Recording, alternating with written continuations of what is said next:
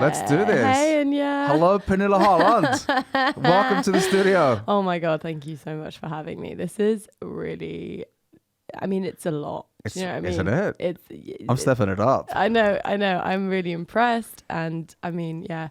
Can we see the Tibetan flags? We can't see them. But there are Tibetan flags. They are there. For people listening. It's very spiritual. You know, I went to that store. Oh, really? I think it's like up in Grünerløkka. Like that one. Serpentulia or something like that. Wow. And I was like, dude, I got to get some cool shit. Yeah, and then I just got like all these mandalas and Tibetan flags. I got crystals. It's like the good vibes. And skulls. I used to burn some incense as well. Oh but my God. Like it just smoked the room out totally. Yeah. And then like the fire alarm sets off and exactly. it's just it's too disconnect much. The fire alarm. Oh my God, don't no. tell what those people they come in and do inspections. Dude, they came in a week and a half ago. Oh, really? Yeah. And they were like not impressed. They're like, motherfucker. Yeah. No more incense in the podcast studio. You have to stop this right now. Stop it. Before we started rolling, you were telling me about Halloween. Yeah, no, I was just saying that essentially every kind of autumn, I just feel the weight of like the rain and the leaves falling. And so what I like to do, I like to juice my what am I trying to say?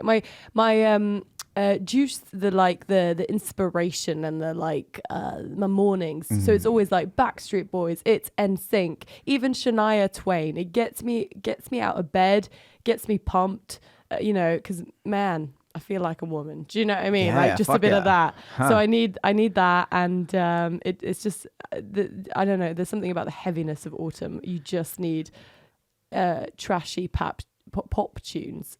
What am I trying to say? Trashy pop tunes from the 90s. So there you go. Do you get involved in any Halloween activity? Are you a Halloween party? You want to get dressed up? You're a scary zombie of thing? I mean, maybe before. No, I've never really been a Halloween person. I like Guy Fawkes. Guy Fawkes is much more my kind of lots of fireworks and stuff, especially in England. You know that it's so weird that they celebrate. You know, they burning, celebrate. A terrorist. They're like, it's a terror attack. Yeah, there's a terror attack on the Parliament, and they caught him. And can I say a fact about Guy Fawkes? Please do. Like, just I think you need this today. Guy Fawkes. They caught him, and they caught him, and they were supposed to hang him, but just as he was walking up to like the big like I guess like this the gallows. The gallows, yes, where he was supposed to be hung.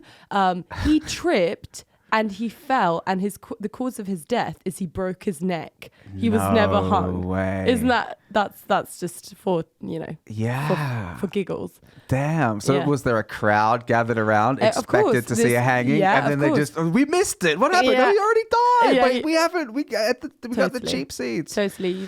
So he was like. When was Guy Fawkes? Because when way are we back. talking? Is this like we need 1800? to Google this. Are we Googling it? We're Googling it. We got Google.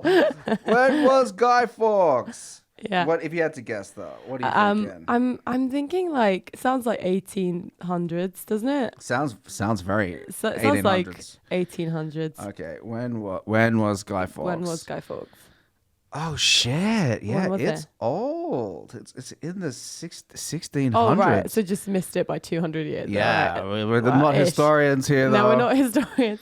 But yeah, I love. I do like autumn. I feel Halloweeny in terms of the movies I watch. Yeah. Hocus Pocus, Gremlins. Oh, I love Gremlins. Yeah, now the new Hocus Pocus #2 is coming out, and you know, aside from Bette Midler's Twitter feed, how she kind of got a lot of like hate for her tweet about like women were being stripped of her rights, and she had like a she's cancelled, but like still for Hocus Pocus she is good to go. We need Bette Midler in our lives. Yeah, I love Halloween. I think it's one of my favorite holidays, and I've always enjoyed getting dressed up. You know what I mean? I've always been the kind of person, even when I was a little kid, that like bought the costumes of my favorite heroes. And then I found out like, what? You can do this as an adult? Oh my God. Yeah, you can do it at Halloween and everybody does it and everybody gets super drunk and it's really, really, really fun. Yeah. What's your best Halloween costume? Do you remember? I have one. Yeah, let's hear yours. Okay, cool. So my mother, I think she had to like use 4 different sheets, and she made me a mummy costume. Like she made all of the fabric and like tied me. I looked like a mummy, and that was like I've never been able to top that, if that makes sense. Oh yeah, okay. So she put all of the strips around your limbs and around your around your head. And my head, I couldn't see. I had 2 little holes, but and then she did my makeup. I looked like a possessed child, a child mummy. I was terrifying. They're like, she's an ancient Egyptian pharaoh child who died. Yeah. Hey, speaking of mummies, did you see that, like, maybe it was a couple of years ago or at the beginning of this year, they excavated the corpse of a mummy. Oh no. And then they did an MRI scan of its lungs, and then they reproduced the sound of how the mummy would sound. No. You didn't hear about this? Way. Okay, I'll play it for you. Oh my God. Because it's an excuse to Google shit, which we now can do. We love it. Sound of mummy. Oh my God. Yeah. But it's kind of ridiculous. The sound that they spent millions on this. Okay, let's see if this works. Oh no. All right, scientists recreate what a mummy's voice would have sounded like. Click. Let's see. You ready for this? Yeah, I am.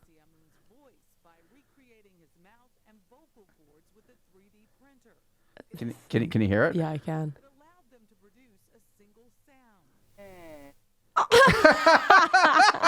Ready? We're going to hear that again. I mean, it wasn't a lot. That's what they got out of it. Imagine if, like, The Mummy, the movie's The Mummy, that was just The Mummy. Yeah, that's it. That would have been... I mean, this is like out of like some big research... Oh, shit. This was out of some big university as well, like in Oxford or something like that. And they must have spent a fuck ton of money on that. I love that. And imagine how proud they are of themselves that they managed to like to get this from that mummy. I did see this thing. I read this the other day that they found so in Poland they found lots of like graves, and it was basically these young women who they thought were witches, and the way that they would bury them is they would bury them, and then they had like this kind of saw, like a like what's that called, like it was like covering their neck, so if they would arise from the dead and sit up, their heads would be essentially chopped off. Oh, like a guillotine. Yeah, guillotine. Yes, that's what they're called. Oh no, so they buried them with that. So with a even guillotine. if they were somehow magically resurrected. Yeah, exactly. They would not survive sitting upright. Fuck, people were so crazy. Yeah, they back in were the day. crazy. Yeah. That's why I'm looking forward to, like, I always think that's why Handmaid's Tale is so good. Yeah. Because if you, like, Margaret Atwood, like, if you read why she wrote, like, Handmaid's Tale and stuff, but all of the torture methods that she kind of describes in the book and that you see in the series, that's actually just real life shit humans have done to each other. Yeah. So it's not like she's come up with it, or like she's just basically kind of looked into the past and found out how we've been so nice to each other, and like, wow. So it's based on historically correct torture techniques. Yeah, exactly. Oh my God. Yeah, I know. So just but I'm looking forward to, I do feel like the sense of like, I do love autumn. I love autumn and spring. I like the changing months, and I do feel like there's a different pace.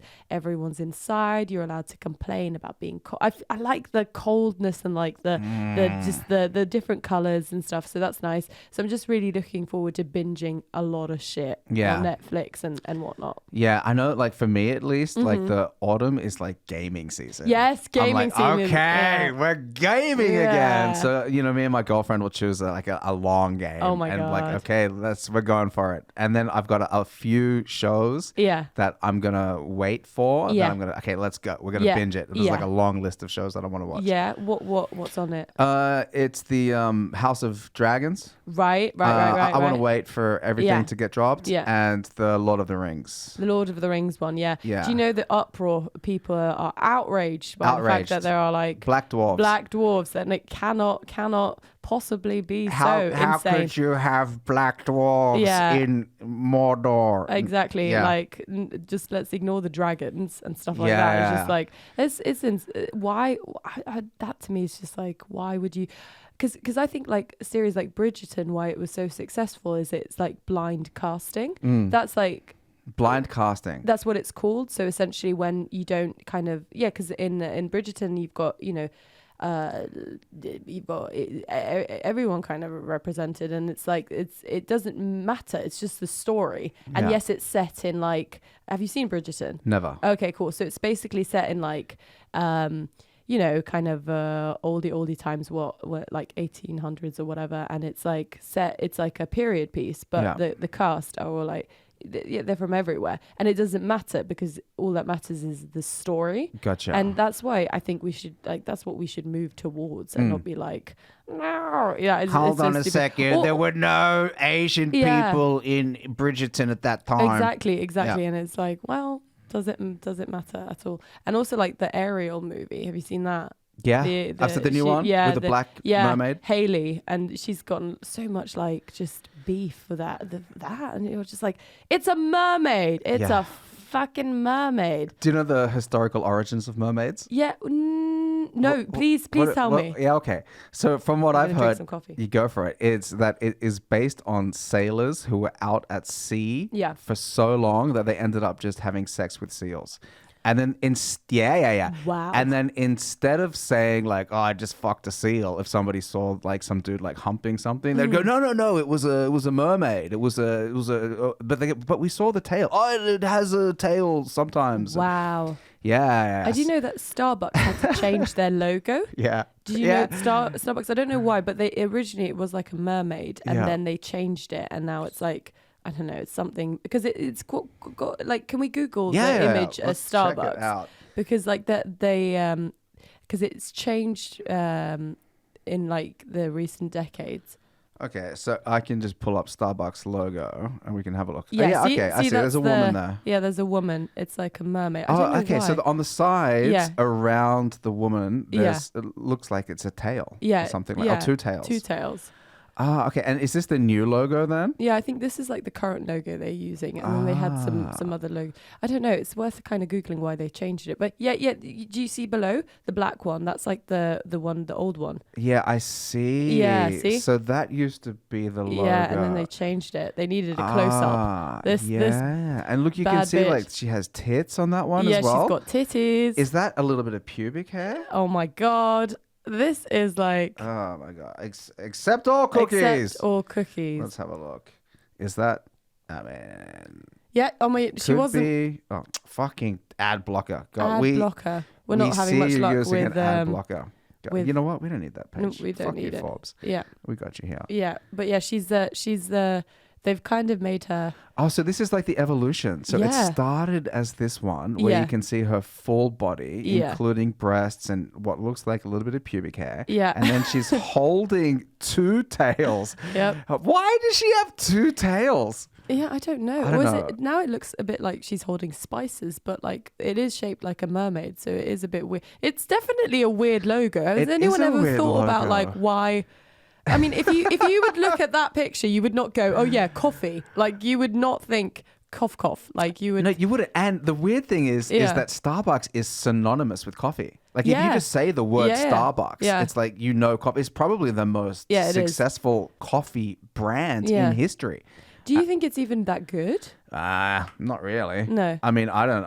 If I had the choice of going to Starbucks or like a locally, like Tim Wendelbo or even like Caffè Benedetti, I'm always going to choose like something. Me too. But I just have this theory that when something gets so big, it's like it's not personal. No, it's not controlled exactly. as much. It's just they try with like, "What's your name?" I'm going to write your name, and it's like you don't care. Dude, I never know what to say. Like when they write my name, I'm like Inia. They're like, "What?" I'm like Inia. They go, "How do you spell it?" I'm like I-M-I. Are we really going to do this? Yeah. That's fuck it. Just Bob. James. Yeah. Bob. But Osama. How about that? Just call out Osama. Let's do that. But I also have the problem when if I'm outside of Norway, Pernille, Camilla. Let's just go with Camilla. We're going with Camilla. Yeah. Maybe I'm going to try to just say stupid names. Like, by the way, did you see the clip? Charles, is that the new king to be? Yeah. Oh my God. Did you see him have the worst strop when his little pen wasn't working? No. Have you not seen I haven't seen it. Oh, he goes mental. He wants to write, he's supposed to write a date. He gets the date wrong, and then the pen is leaking, and he just has a full out tantrum that the pen isn't working, and Camilla's just by his side just trying to keep him calm. Yeah, exactly. I don't know how I don't know how it's gonna pan out, Nah. How do you feel about the Queen dying? You're Australian, do you have any feelings towards her? I think it's sad when somebody dies. Yeah, that's nice. Yeah, that's nice of you. I think it's sad when somebody dies. Yeah. But I also think that it's the natural cycle of her life, and she lived a 96. very privileged 96 years. Yeah, she did. And she held on for a long time. Yeah, she did.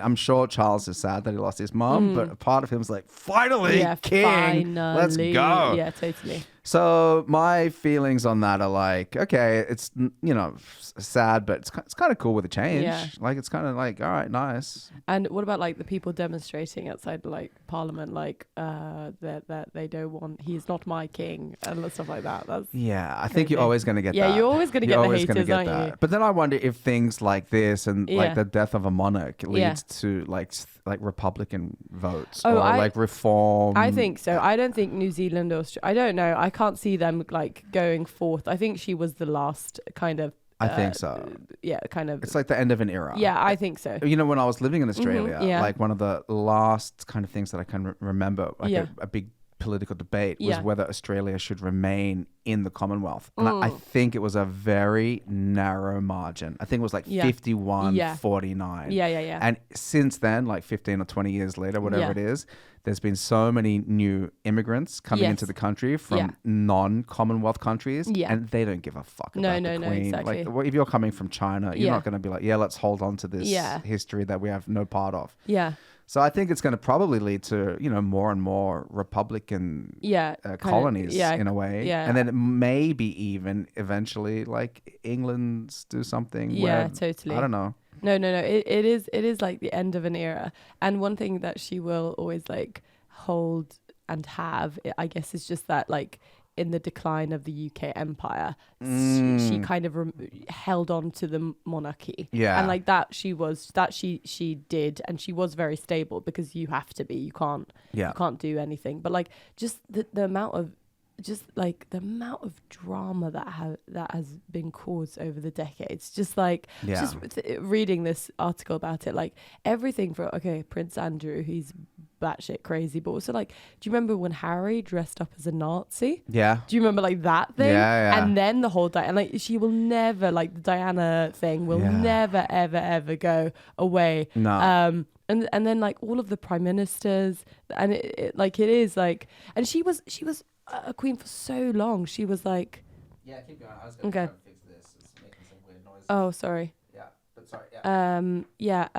Even just she was there when what JF Kennedy was shot. She's been through. She's just a history in time. The stuff that happened through her 70-year reign is insane, and how much we've changed, I think, is what's also kind of fascinating. She's seen a lot of progress. She's seen some shit go down. What do you think about the all of the claims about returning the jewel from the crown? Oh yeah, all of that stuff. I mean, that's the thing, we don't want to talk about it, but there was a lot of we don't want to talk about the negative side effects and the negative things that happened also during her reign. We just want to remember the queen, but it's also a lot of shit went down. A lot of shit went down that people don't want to hear, basically. I think the British Museum. They need to return everything. It's just stolen goods at this point, you know? Yeah. So like, it is stolen goods. And Crown Jewel, I think like, yeah, you need to kind of return it to its rightful place. But yeah, there's a lot of that stuff. And then I think also accept history as history. And then in terms of like where we're moving on in terms of progress, if that helps in any way, return the crown jewel. I went down a rabbit hole about the crown jewel. Oh, really? Yeah, because a friend of mine who is from like Palestine, he posted about like return the crown jewel, and posted some article about a bunch of shit that they have, and the crown jewel, what it used to mean to the Punjab nation and stuff like that. And then I go, how did they end up getting it? Because in the article it says that the British don't want to return it because it was legally given to them under this thing called the Treaty of Lahore. Oh, God. And I go, what's the Treaty of Lahore? What is it? What is the Treaty of Lahore? Yeah. And what it was that the English, when they were occupying India, they were on the border of this nation called the Punjab nation. And I'm probably butchering all of this. So take all of this with a huge grain of salt. Totally. And there was like a leader there, and they had like a lot of internal strife. Like the leader got assassinated, and then the other leader got assassinated. Wow. So there was a lot of intrigue within that sovereign nation. Okay. And the English were on the border, and then they were like, you know what? I think we got to fucking go in here. So then they advanced. They crossed the river or went in and then like advanced. And then that nation, the Punjab nation, attacked the British or something like that. Or the British attacked them. Probably the British attacked them, but they were in their country. And then the British won that war and then go, hey, you got to sign this treaty. And then in that treaty, the Treaty of Lahore, they said, and we want that diamond. Really? Signs the king of the Punjab nation. And so that's how they got it. And so they're saying that it was like this legal document. I just read, I just read Instagram. And basically during the funeral, Charles basically made the staff redundant. No. Yeah. So it's just so he basically fired them? He fired them during the funeral. Are you joking? Shit. That's so insensitive. Yeah. I feel like, man. Yeah, that is like, wait a day, you know? Wait after the funeral, let them like collect their thoughts. What do you think that like everything has been stopped? We're in mourning, no football matches, nothing. I have so many comedian friends in the UK who are like, my gig got cancelled. And it's like, it's kind of, I guess you have to do it, but then also like people are like, it's shit because you lose out on money and gigs and shows and stuff. But how long do they cancel things for? Like a week. A whole week. Yeah, which is a lot. Yeah. I mean, they even cancelled the football. Yeah, okay. That is insane. Yeah, that's a big deal. That is a big deal. All the people that bought their tickets and were supposed to have a game to watch. There's just never a good time to die. No, there's not. Holy shit. But I think it's good to be respectful. I think so too. I mean, maybe a week is like a bit much, but she is somebody that's been like the figurehead of a country. I think so too. And I feel like and we have I was trying to write a stand-up bit about this, but just like how I feel like the royal family kind of in terms of the UK and Norway, there are similarities. Like just like you have you have like Kate and William, and then you've got like what's his face, Mette-Marit and Håkon. Yeah. And so like they're kind of the straight-laced kind of don't do anything wrong. They just kind of, nothing shakes the boat. And then you've got like the four others, Meghan and Harry and like, Shaman and Martha. It's just like, it's like a whole different level. I think our king in Norway is probably the most patient man on this planet. Yeah. Like I can't imagine. I'd love to be behind closed doors and see what actually goes down. Yeah, me too. And like, just like, what is he thinking? Like, what is going through his head? Yeah, he keeps it together. Did you see that interview where they asked him about Shaman Durek? No, what did he say? He said, we're going to have a look at it and deal with it together as a family. Yeah. And we're going to have a talk. And the reporter was pushing and was trying to get a more like a less diplomatic response. Yeah. So, but what do you think about this? He goes, no, there's some issues there, but we're going to talk to him. Yeah, exactly. We're going to try to figure it out. What can he say? What can he say? He can't say anything. But I love it. Yeah, I love it. Yeah, me too, right? It's so good. It is so entertaining. Like, because so many dysfunctional families, and they are no exception. Exactly, and they are no exception. That's kind of really what makes them relatable. Yeah, you're so right. But I do feel like at a certain point, it's like, when is enough? Do you know what I mean? Like, I think you need to be able to call it as it is. Yeah, 100%. Like call out the BS. Yeah. Because it's just if you are saying you can cure cancer, and if you are half a reptile, like at one point it's what is some of the crazy shit? He's saying he's half a reptile. Yeah, something about like and then the funny, the most just ludicrous thing about the whole thing is he says he is like a guru, but on like my favorite thing is like on Wikipedia it says American businessman, and it's just like call it for what it is, like that is already, it's just not aligned at all. No, I feel like I want them to succeed, but it's like just don't throw, like there's so many curveballs here that I don't know how to deal, and also to just be like, this is like you can't expect, it's not about like him being black he was also saying he's experienced racism in Norway, and like for that's horrible, that it shouldn't be like that, but just like it's not that, it's just that you're weird, you're just a weird dude, you're man. A weird man, you're saying some whack shit, you are wacky, like, and it doesn't stop, it doesn't seem to like be ending anytime soon, and that's when you're like, and but as a comedian, it's brilliant. It is amazing. Yeah, it is good. It is very, very funny. But I'm so torn about stuff really? like that. Yeah. Like, I'm really torn about it. I'm really torn. How? In what way? Because on one hand, I understand that you're saying a lot of goofy shit. Yeah. I get it. You're saying a lot of goofy shit. Yeah. But on the other hand, I definitely think that there's a lot of stuff that we don't understand. Yeah, totally. And I'm like kind of semi-spiritual, I guess. And although like I think that like people might be able to do things that non-conventional medicine, like snorsemannen, for example. Like that's kind of like pretty interesting to me. Hands down. And I feel like, absolutely there's loads of stuff we don't understand. And I'm sure if he can help people, he can help people. I just feel like the way it's done is when it's like, and I want to see evidence. I want to see evidence. I want to see you go to a fucking hospital where there's like a terminally ill cancer patient, and I want to see what you do, and I want to see that after you visited them, they went into remission and now they're fine. I think it's like the package thing, and it's not just, he's like the pinnacle of it, but during lockdown, and this is kind of what's happened, is like the beauty industry, and that's we can't call it that anymore.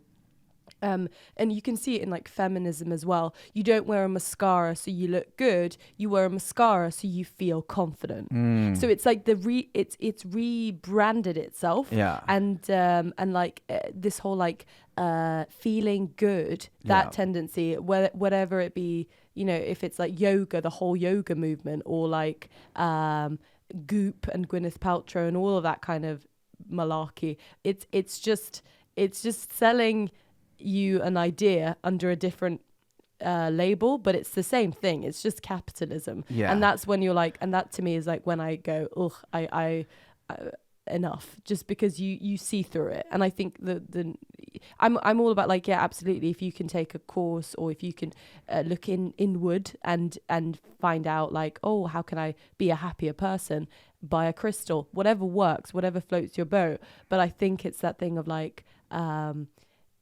it's just that this is it really to help people, or is it for your own profit? And that's when I'm like, I'm 100% the same. And my kind of like bullshit detection just goes right, it does. Yeah. But I think during the pandemic that was like a lot of people were like, because I think we're all, if you're not religious, then you seek spirituality potentially in whatever star signs or whatever floats your boat, whatever works for you.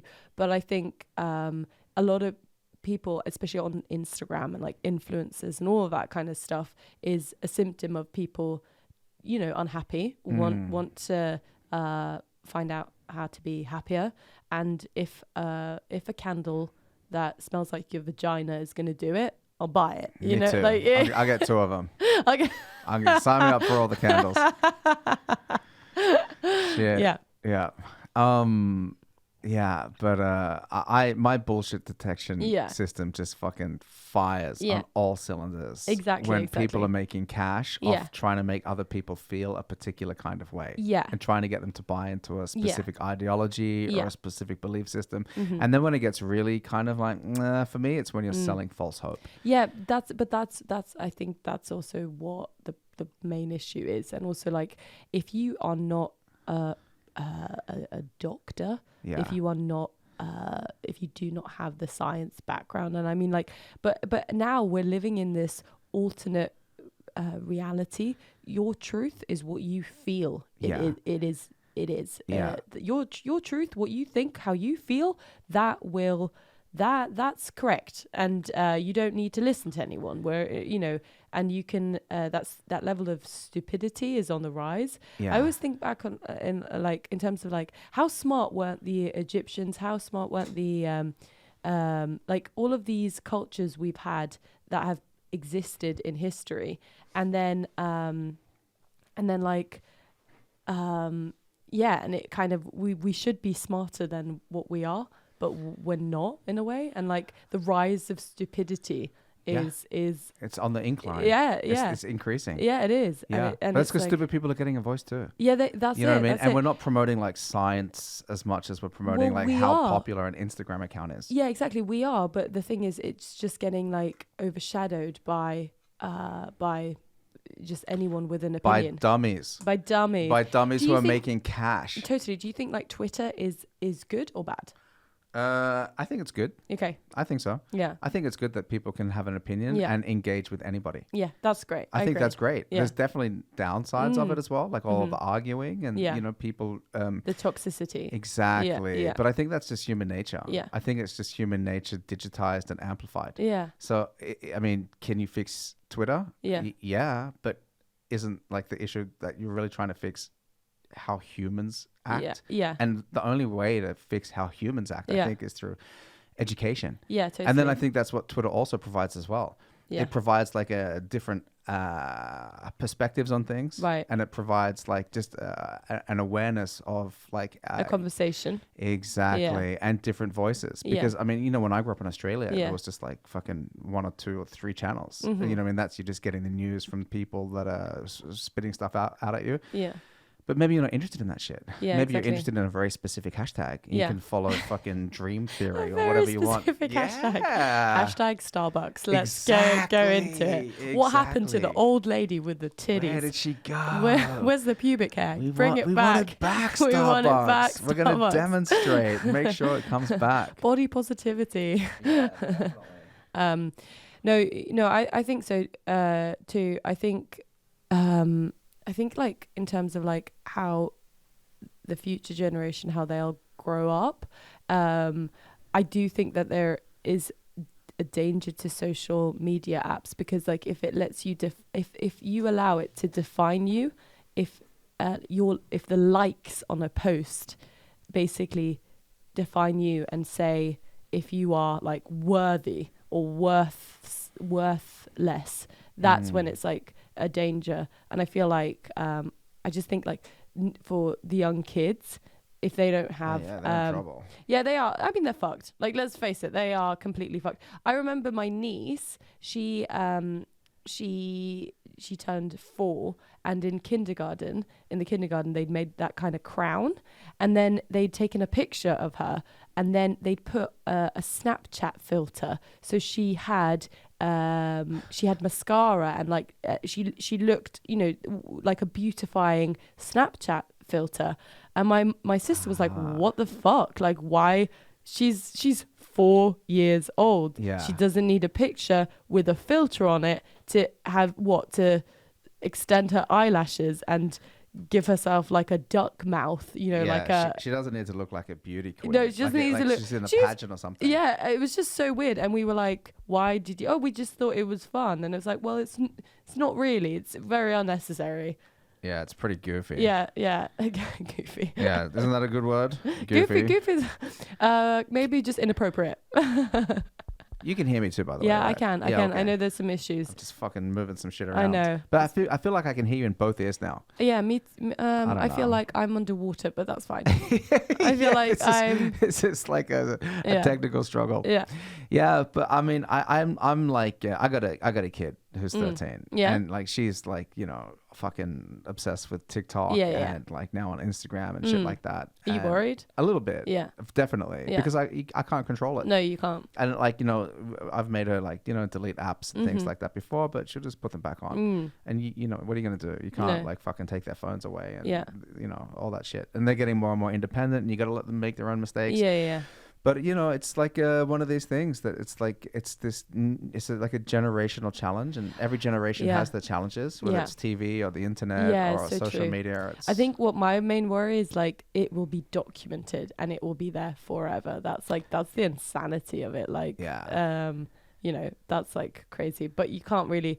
At the end of the day, I think everyone will have some dirt on them on the internet, and that'll just be how it is. Like you will just have like some mortifying pictures or whatever. Like I think like I was thinking about this. I've been on Facebook for like 20 years. No, it's not 20 years, but like I feel like it feels that way. But maybe like 15 years. 15 years on Facebook. Are you crazy? Like that's fucking insane. Long. Yeah.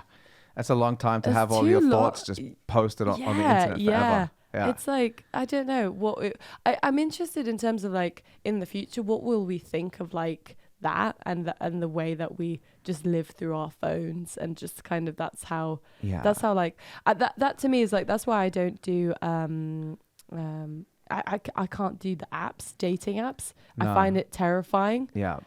Also I'm just not interested. I hate texting. I'm a type of person who will call. Yeah. Like if I've had that, it's much better. Yeah, because there's less room for misinterpretation. Exactly. So you can just be like, "Hi, what's up? What's going on? What's going on? What are you doing tonight? Exactly. Out? Yeah, and it just saves lots of misinterpretation. Yeah, that's why like I'm so cautious when I'm texting people to include smiley faces. Oh, really? And emojis. Yeah. Really? Yeah. Even when I'm texting in group chats, you know, like when you're doing a show, and like the host will put up like let's say like the group chat that we're in for the show that on Thursday night. Like I just write a couple of jokes, and then I don't know whether the people are interpreting them as jokes and shit like that as well. You know, like Anthony. I interpret it as a joke. Exactly. Yeah. That is good because I've done things like that before in other chats, and people are like texting me privately, "Hey man, what did you mean about this?" Yeah. I'm like, "Hey dude, we're in a group chat filled with comedians. Did you ever think that it was maybe a fucking joke?" Yeah. But people are just like they want to take it the wrong way. Well, they're prone to interpret things based on their emotional state, the way that they are. And if you're at work or if you're stressed or it's late or you're tired or you're feeling anxious, then that's how you're going to interpret somebody else's message, even if their intention was completely different. So your GIF, featuring like, I don't know, an otter making a horrible face, someone can be offended by that. Exactly. And be like, actually, that's how I feel, and so it's not like it's no reflection of you. I'm not comparing you to an otter. It's just a fucking picture of an otter. Yeah. Do you think we're too sensitive? Definitely. I think we're definitely sensitive, but I think also I'm so divided with almost every issue. I think being sensitive is important, but overly sensitive, where you interpret things to be negative, is something that we just have to eliminate. Yeah, I think so. Because I don't know about you. No, I agree. I feel like I love the phrase take it with a pinch of salt. Exactly. I feel like that's kind of we all need a bit of that. 100%. And also like sometimes people are people, they make mistakes, and sometimes it's like understanding, but the intention wasn't to be a dick who arrived an hour late. Something happened, and it's not cool. Yeah. And you can let that be known, but it's also just like, you know, all right, we're over it. Yeah. You have to move on. Let it go. On. That's what I feel about like why we can still listen to Michael Jackson music. Yeah. Because we've decided, culturally as a society that we need his music. We accept that he was a weird fucker, but we still need Billie Jean in our lives. So you can separate art from the artist? I can't with Woody Allen because he's still alive, kicking, and he's just really creepy. Yeah, that's pretty weird. Guy. He's so creepy. Yeah. Michael Jackson, I feel like he was just a very tormented soul, and didn't they have like I mean, he was a weird guy, but he was a genius at what he did.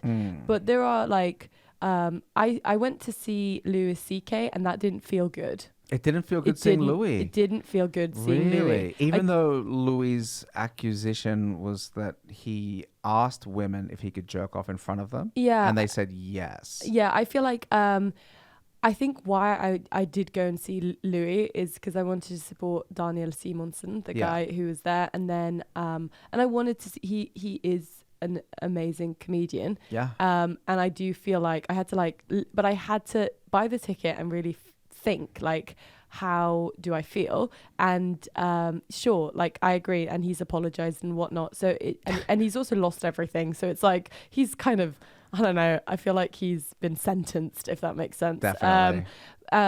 But it did feel like, oh no, should I really be doing this? And I didn't feel good about it, but I did go and see the show. The show was a work in progress, and that was fine.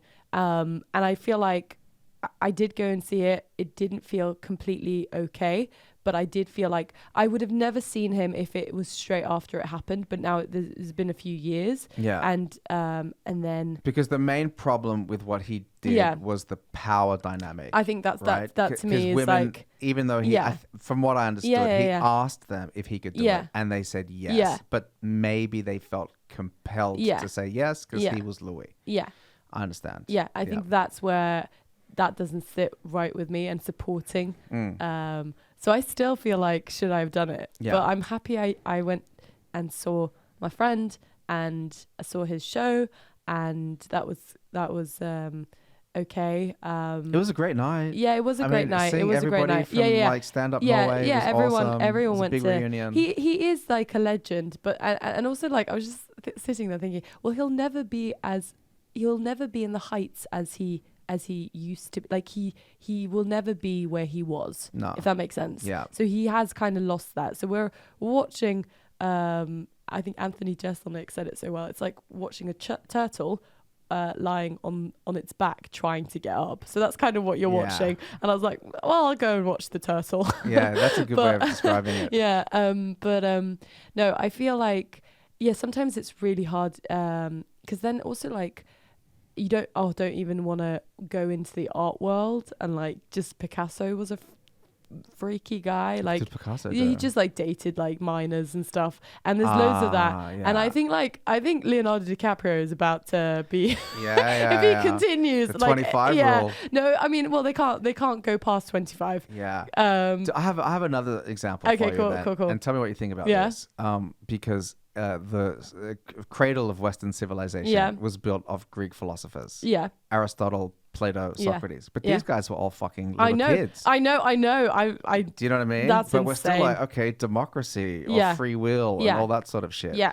But the thing is, and from what I understand about that era, was that was accepted in that time. Yeah. So I agree. it's like, but I still think it was wrong, obviously. Like, you know what I mean? I'm a kind of a fan of like universal morals. I don't like pedophiles. That's good for you, Inia. Thank you. I don't like. You are like brave for saying that. Thank you. I'm feeling very strong. Yeah. But you don't want kids to get fucked. No, don't want kids to get fucked. Any time in history really. or in any place. No, but they did, and they're still like the most quoted fucking academics in the planet. I agree. One should be able to like take the ideas or the art like from someone and be able to view it in current day and in terms of like progress and stuff. I agree with that in terms of like history is history. You can't go back to change it. So what do? You learn from it, and then it guides you into making better decisions for the future. I think now we're just we are in a hypersensitive time, and you've got like lots of movements clashing into each other, and the extremity of the time we're in also causes other like it's like a weight scale. You've got like the LGBTQIA movement, and then you've got the extreme Trumpeteers, and it's that thing of like, it's just and I think Twitter and all of that, it amplifies it, if that makes sense. And yeah, I don't really know. I feel like everyone just needs to like make that sit with how they feel about certain issues. But like, for example, I wouldn't go and buy a ticket for Woody Allen's new movie, if that makes sense. Yeah. Do you know what I mean? Like, I feel like you can make, as a consumer, you can make certain decisions, certain things you have control over, but also it is a head fuck. And also like, you can't change the way what's happened, and there are still like, the fight isn't done, if that makes sense. Like, there's so many aspects. I'm doing this gig on Friday for like women's rights, and the Amnesty International. Nice. But I had to like, I'm really excited about it, and I wanted to say something like, without sounding preachy or wanky, but I wanted to like, I was thinking like, why am, because I would say I'm a feminist, and I was like, but why are you a feminist? Like, what is it about it? And to me, it's just like, I had to like, it's so bad, but I had to like remind myself, these rights I didn't have them 100 years ago. So I'm doing it for like the ladies who came before me. And also like, and I was like, in the world there are 22 countries who view women as second-rate citizens, and girls are being married off at 13. It's like, there's a lot to be angry about, and you're like, brilliant. Just to like, sometimes it takes, but it's hard being angry. You don't get sometimes you get somewhere being angry or frustrated, and like you can feel that into like trying to keep kind of making a difference, or or whatever you want to choose to do with that. But I think we need to remember, like, it is a very unfair world, and we are not where we should be. There are still there's a lot that needs to be done, and so we should be angry, but like use that in a in a more maybe productive manner. Being angry alone doesn't help. No, exactly. Like, you have to be like strategic and working towards change in like a structured way. What do you think about this? I was reading this. What do you think about like forgiving your parents? I think that's such a good way. But like, there's a lot of people. I think it depends on what they did. Yeah, totally. But there's a lot of people who go around and they've not like forgiven their parents. They're still angry about like, I was reading that Jimmy Carr said that like, you're allowed to be pissed off with your dad at 14, but at 40, it's sad. You need to I think that's so funny. I feel like there's certain, that's the thing, like there's a certain line where you just need to let it go, like just move on. And I think that like forgiveness is a really powerful tool. I think that if you're bitter and you don't forgive people, the person that you're really hurting is yourself. Totally. So I think if what they did wasn't like too traumatic, and you go, okay, I want to forgive that person, I think you're better off for it. And I think you should do everything in your power to make your life as better as you possibly can. And forgiveness doesn't mean that you forget. No, do you know what I mean? Things. It just means that in a way you kind of like release that. Release that dirty feeling. Need more crystals. You need more crystals. Charge them beneath the full moon. I've taken these off. Really? It was crackling, and I didn't give a fuck. So if it's okay, I'll do whatever works best for you. But, no, this is nice. Yeah, I think so. It feels a bit more free. Look at you with the hair flowing. Oh my God, as the well. hair is this flowing. A shampoo commercial? Yeah, woo. I think the idea of forgiveness, forgiving your parents, forgiving people if you can, is great. Yeah. What about you? What do you think? I struggle like not forgiving my parents. No, just like but parents are just people, and they try their best. And there's no right or wrong answer. And they're also parenting in a new time. And another time they didn't grow up in that time, so they're just figuring it out, and they are gonna fuck up. Yeah, my God. Most parents don't know what the fuck they're doing. Yeah. Okay. This is a good one. How about forgiving ex-partners, ex-boyfriends? Yeah, for sure. I'm better at it now. I will say in my 20s, I did not do that with grace. Yeah, no, of course not. And especially depending on how they hurt you. But totally. I've been in like situations where like girlfriends have cheated on me and stuff like it's that. The worst. It hurts a lot. Yeah, it does. But at the end of the day, and I'm always just thinking like, I'm better I found out now. Yeah, like, exactly. I'm better I found out like 6 months into the relationship and like after we got married and shit like that. So I feel like there is that tendency of like, we as girls, we all kind of secretly wish we all identify a bit as a Taylor Swift. Do you know what I mean? We all want to like there's a part of us that just wants to go mental and just like write some songs. Write some songs. Express the pain. People know. Yeah. But then also it's kind of like looking back. I remember like looking back at like the comedy that I used to write and stuff. And if I ever spoke about like ex-boyfriends or like all of that stuff, there was that thing of like looking back, I can see it's quite immature and actually it's just it doesn't there's no future to it, if that makes sense. Bitterness is just never that funny in it. Like it maybe you can get like a bit of humor from it, but also you need to grow and move on, you know? Yeah. But saying that though, and this is always me seeing the other side of things as well, is Devil's that advocate. Definitely. Yeah. I'm so divided on so many things because I see the good and the bad in both sides of things. But I personally, and I know other people as well who have experienced like trauma and deficit and then used that as rocket fuel. To be like, oh, you said I wasn't funny? Yeah. How about this? I'm going to fucking crush in front of like these 100 people. They all think I'm funny. Yeah. So just because you thought that I wouldn't make it as a comedian, how about this? But that's using it as productive. That makes sense. But also like there is a sense of like if you you do have a certain responsibility and like like you don't want ever to hurt anyone. Do you know what I mean? Like that's when you've kind of then you're abusing that kind of and I think you need to give people a break. People need to have a fucking people are dealing with so much shit today. They are. You need to be like real kind. You got to be truthful. But you got to like package it in a way that isn't gonna like affect them too emotionally. Like if you have a friend that's like really overweight or really like always complaining about being in a bad relationship, and you go, look, maybe you should do this. I've listened to you fucking complain about this for years, and now I'm gonna tell you what you need to do, and what I think is like pretty fucking obvious. And if you don't do that and you keep complaining, we don't get to have this conversation anymore. It's that point of like, when is enough? And I feel like do you feel like with age, I always think it's so interesting in your 20s and 30s, and I would describe those two epochs of life like this. In your 20s, you really think you are the main character in everyone's movie, and then in your 30s you realize, oh, I'm the main character in my own movie, but no one else gives a shit because there's too much going on. And I think like that's also about like growing up and stuff. And I feel like also my friend said to me, friendships you make in your 30s, 40s or whatever, they might be fleeting.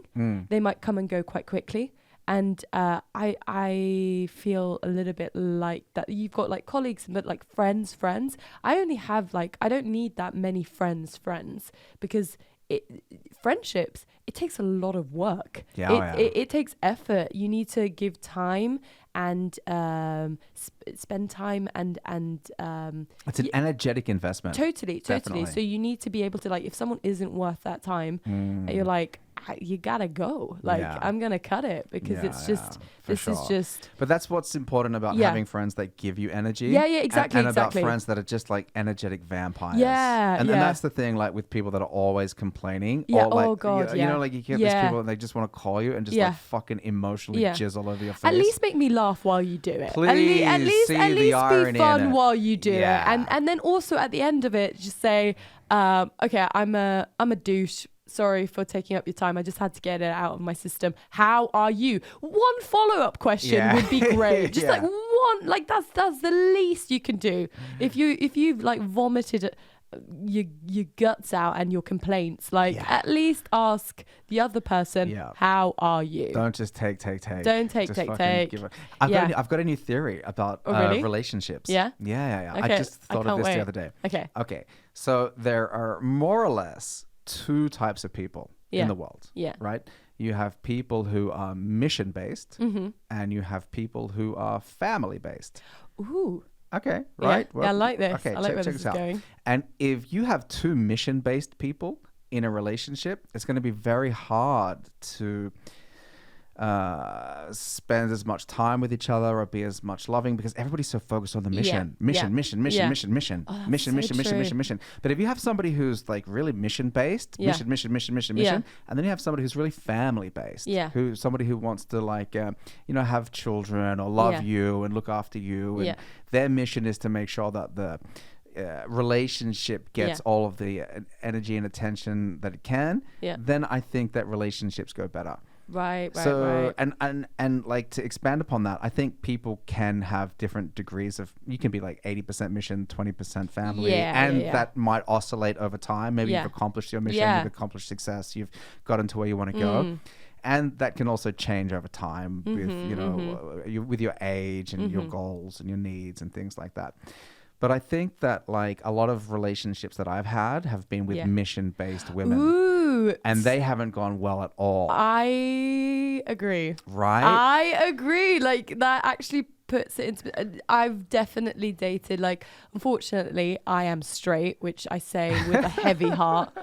Oh, God. But absolutely, there's also, I feel like with men, there is... they're very coddled, most of them, and I think also very much I've been attracted to people with ego, so mission people, and so that is attractive to a certain point, but at the end of the day also it's like, well, what else is there? And so I can say I'm guilty of being a mission person, and it's really, you're absolutely right. You need someone to go, hey, what about these other facets about life? Because this isn't just it. Like, what happens if you lose all of that? What else do you have? And so... And I was going to say, if you're too mission-based, and I'm a very mission-based person, so I'll wake up in the morning and I'm just like, fuck it, I've got all this shit to do today, mission. And then my girlfriend will just go, hey, how about a hug? Where's my kiss? I love your girlfriend. She's the best.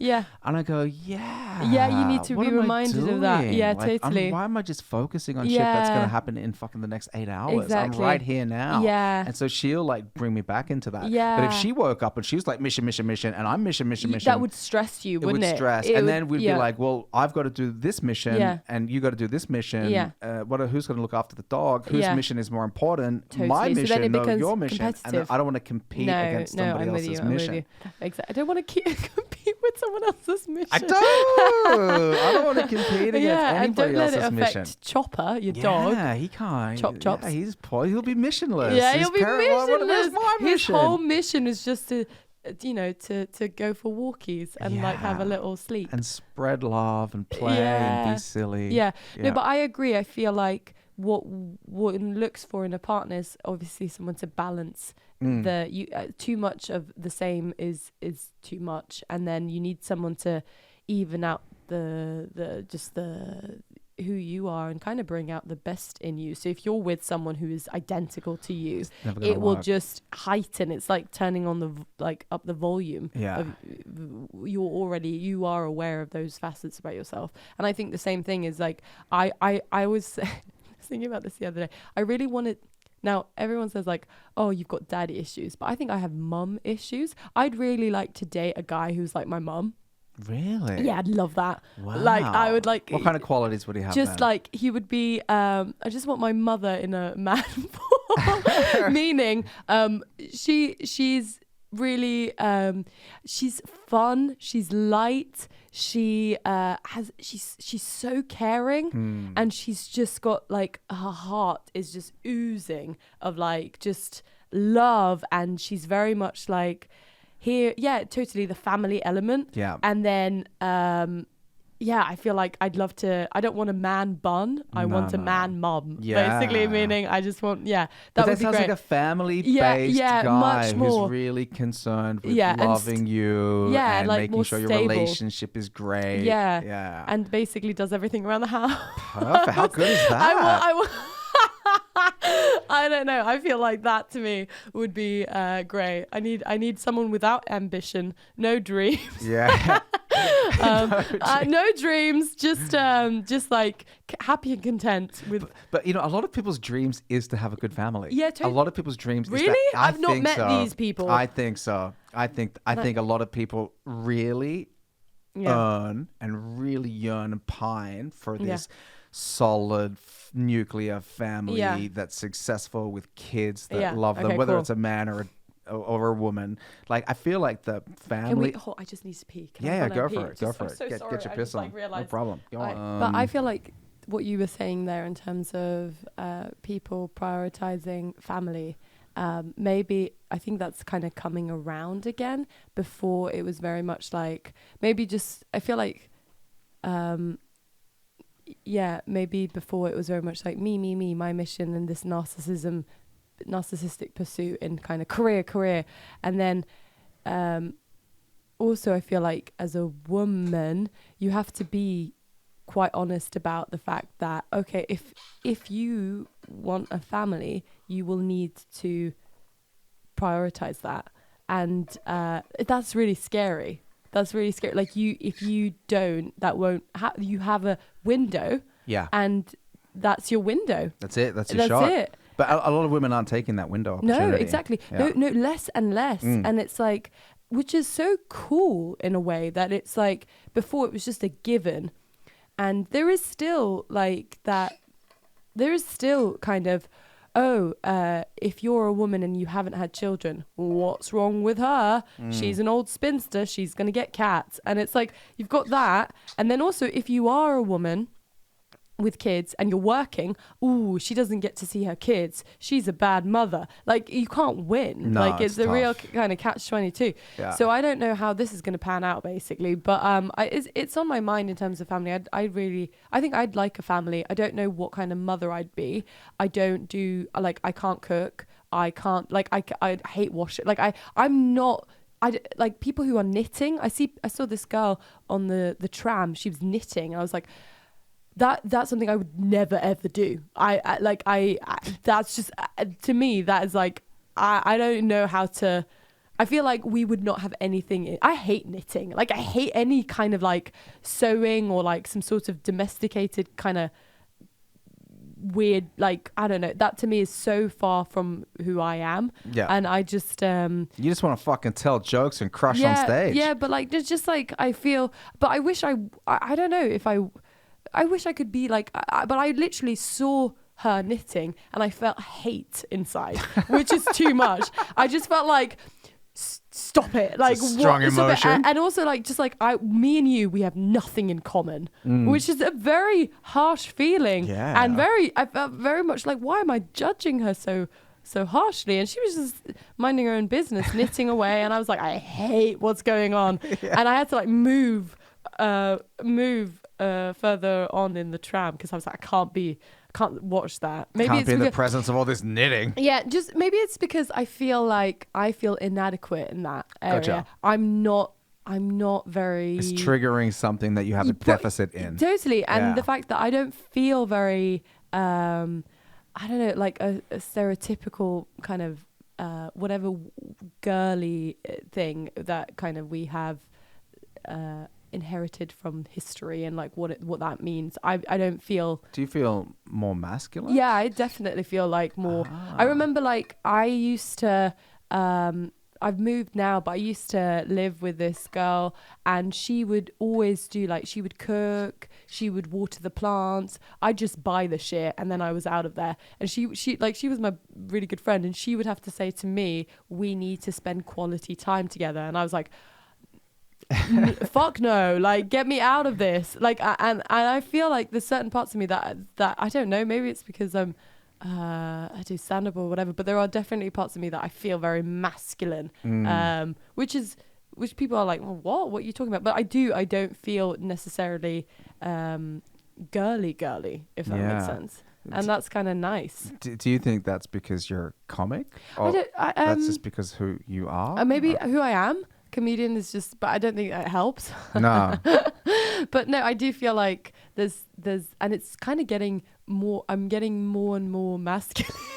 Oh shit. Meaning I feel more and more, but that's good. I feel like maybe I was more shy as a child, and now it's just coming out, you know, nothing's stopping it. But just you will never see me knitting on a tram. Do you know what I mean? You will never, that will never happen. So I don't know how kind of, how I will pan out. Maybe it'll just get worse. I don't know. But it doesn't mean that I'm like, it just feels like the energy. Do you know what I mean? It's not that I question my gender or anything like that, but it's just that I feel better when I'm much more kind of, I don't feel comfortable wearing heels. I don't feel comfortable like ever wearing an outfit that would kind of like express I'm sexy, whatever sexy means. Like Halloween, we're talking about Halloween. I would never go to a Halloween party and use it as an excuse to dress slutty. Like that to me is just like, that doesn't give me anything. Do you know what I mean? Yeah. Yeah. And also like I feel like I've moved on. I think in your 20s you're like, oh, you need to look cute, you want to look good, you maybe want to attract a guy, and now I'm like over it. Yeah. But there's something kind of liberating about that too. Like you don't give a fuck. No, you're just being you, and you like what you like, and I'm gonna dress it this way, and I enjoyed this, and that's what's up. That's why I wear suits and blazers. I love that.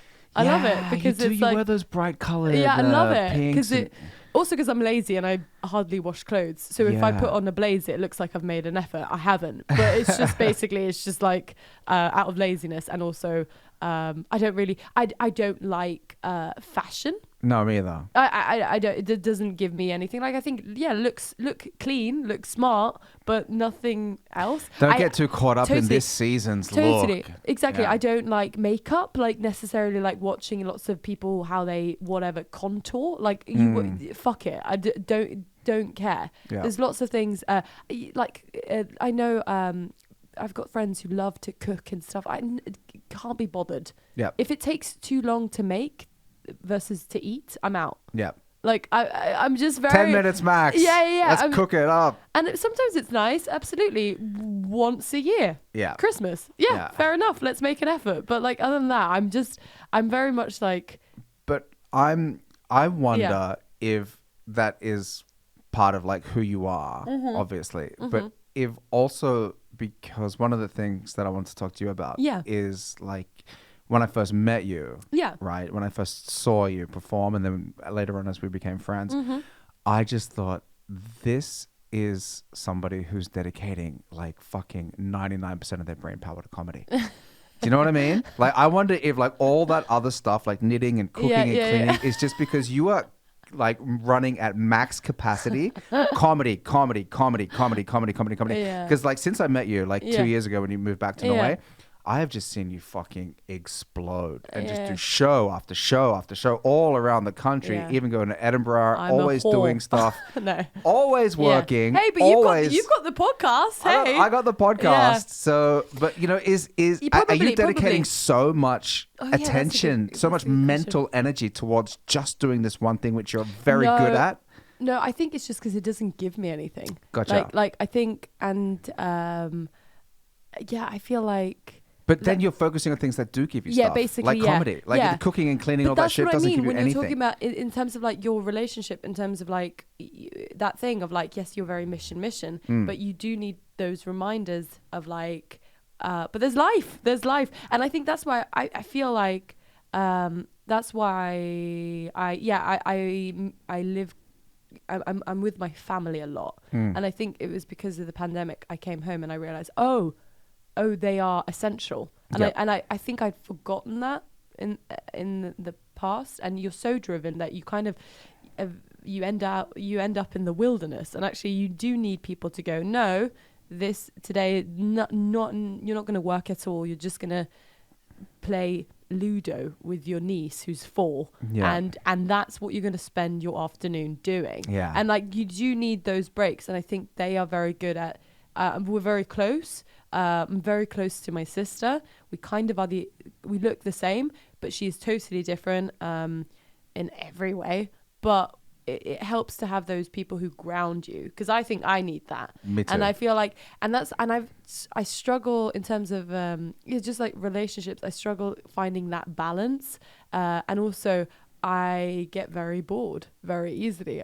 Do you get bored? 100%. Yeah, it's really hard, and it's like people can be like, I was dating this guy quite recently, and it was great, and it was perfect on paper, but you don't fuck paper. No. So like, do you know what I mean? Like I was like, oh god, it's that's the thing, it just didn't work out because I was missing. I do need that level of excitement, and I do need someone to go, wait, like here are the ground rules. So I do need that. So I think I'm learning that about myself and accepting that about myself. And then no one's perfect. Like no one is perfect. I'm not perfect. No one is. And I think there's a certain level of compromise that I'm more willing to make now. Yeah. But before I wasn't at all.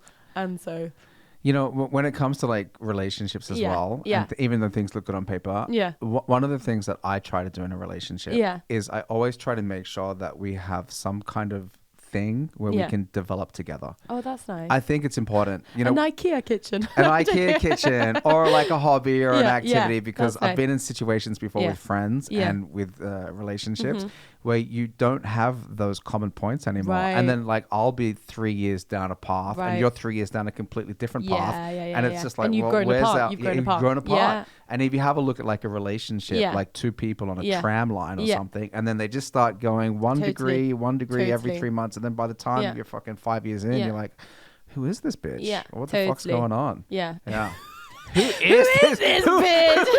Who's this bitch I'm living with? Why doesn't she know anything about jiu-jitsu? What the fuck? What's your main thing? What's your hobby in your current relationship that you do?